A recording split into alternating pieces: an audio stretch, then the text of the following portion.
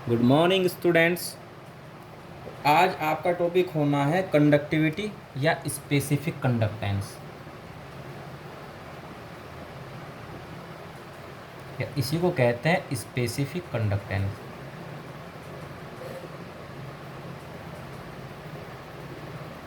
अच्छा, जैसे कंडक्टेंस में आपने पढ़ा था कि ये रेजिस्टेंस का रिसिप्रोकल होता है, उसी तरह से जो कंडक्टिविटी है वो रेजिस्टिविटी का रिसिप्रोकल होता है। तो रेजिस्टिविटी को हम कैसे रिप्रेजेंट करते हैं, रो से, और कंडक्टिविटी को हम रिप्रेजेंट करते हैं कापा से। तो कापा इजकल टू रिसिप्रोकल है किसका, रेजिस्टिविटी का या स्पेसिफिक रेजिस्टेंस का, यानी कि कापा इजकल टू 1/रो। और रो के लिए मैंने क्या बताया था, रो इजकल टू क्या होता है, RA/L। तो रो की वैल्यू यहाँ रख सकते हैं, कापा इजकल टू 1/RA/L। एल ऊपर चला जाएगा तो कापा इजकल टू क्या हो जाएगा, 1/R इंटू एल ऊपर चला गया L/A। और हमें इससे पहले पढ़ाई था हमने कि जो कंडक्टेंस होती है G, वो इजकल टू क्या होती है, 1/R। तो मीन्स यहाँ कापा इजकल टू 1/R की जगह क्या रख सकते हैं हम, G रख सकते हैं, G इंटू L/A। L का मतलब होता है लेंथ ऑफ कंडक्टर, और A का मतलब होता है यहाँ पर क्रॉस सेक्शन का एरिया कंडक्टर का। लेकिन अगर हम बात करें बैटरी की, अगर कंडक्टर कोई वायर है तब तो ये चलता है, उसको लेंथ बोलेंगे। लेकिन अगर हम बात करते हैं किसी बैटरी की, तो बैटरी में लेंथ का मतलब होता है दो इलेक्ट्रोडों के बीच की जो डिस्टेंस होती है। अगर मैं एक बैटरी बनाता हूँ,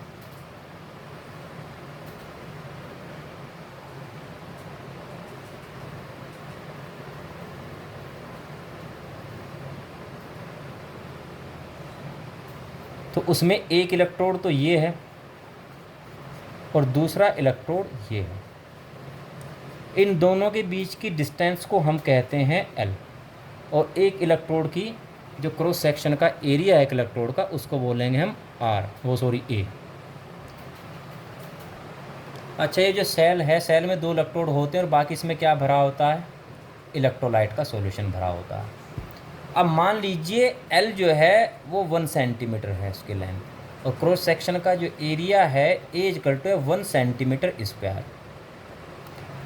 तो हम ये वैल्यू अगर यहाँ रखें तब कापा इक्वल टू क्या हो जाएगा, G हो जाएगा।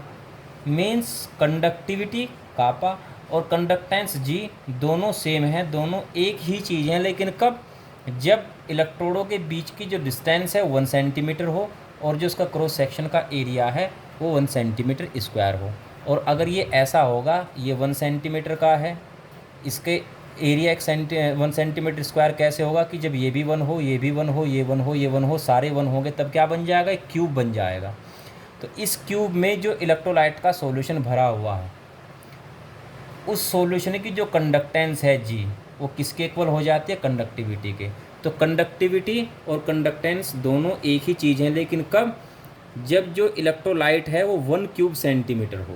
तो डेफिनेशन क्या हो जाएगी, the conductance of 1 centimetre cube of an electrolytic solution is called conductivity. Means 1 cube centimetre जो इलेक्ट्रोलाइट है उसकी कंडक्टेंस को ही हम क्या कहेंगे, कंडक्टिविटी बोलेंगे।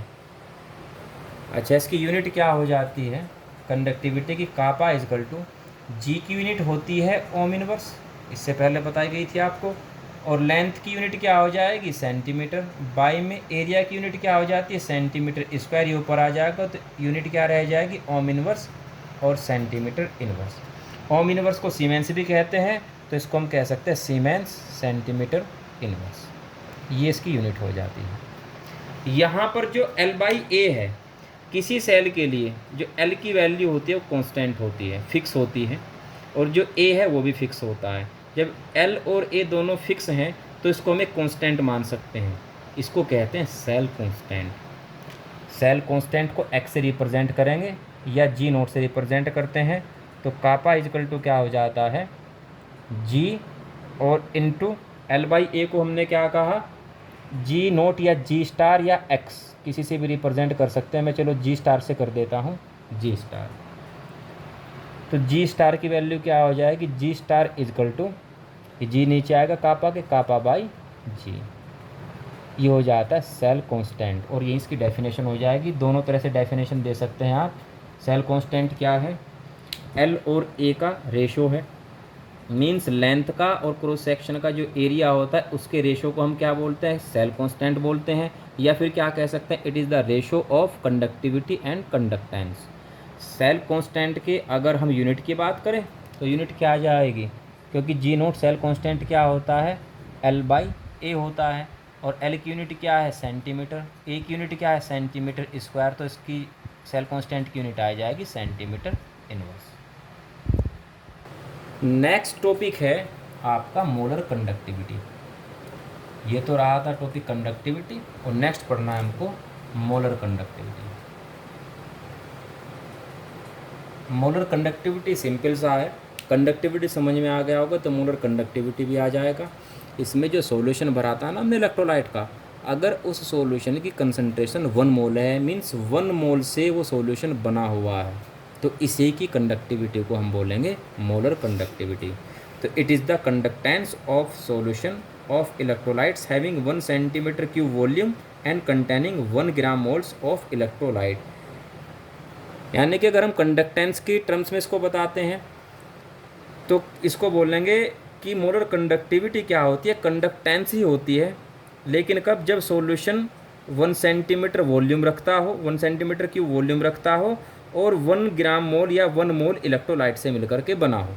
और अगर हम कंडक्टिविटी के टर्म्स में लेते हैं तब हमको ये सब 1 सेंटीमीटर क्यूब बताने की ज़रूरत नहीं है, क्योंकि कंडक्टिविटी का मतलब ही होता है 1 सेंटीमीटर क्यूब। तब केवल हमको इसकी मोलरिटी बतानी होगी।